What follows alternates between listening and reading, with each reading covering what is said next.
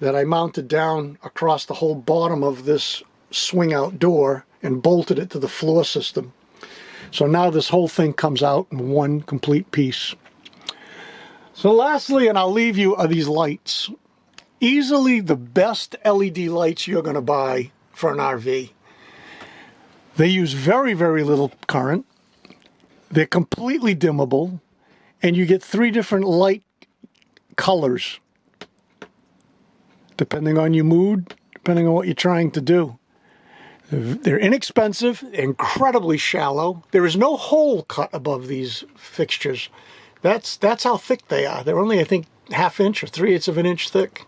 I use them in a lot of different applications. And I also installed a fan up here in the ceiling. All the wiring is surface mounted. I didn't want to even deal with trying to get wire from different light fixtures and whatnot.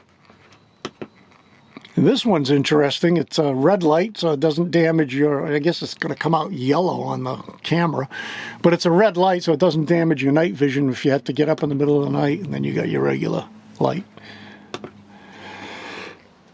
And last,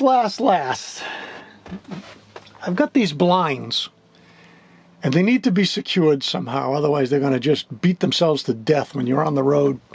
And the way I did that is with little magnets mounted on the side, and they just lock right down. That works so freaking good. And I have that on both sides. That way there I can keep it dark in here. I don't have to roll them up while I'm traveling, and they don't move at all. So that's it.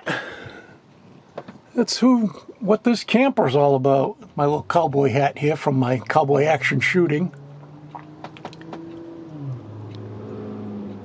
So I hope you enjoyed this little walkthrough, and hope it gives you some inspiration for some of the projects that you might be doing.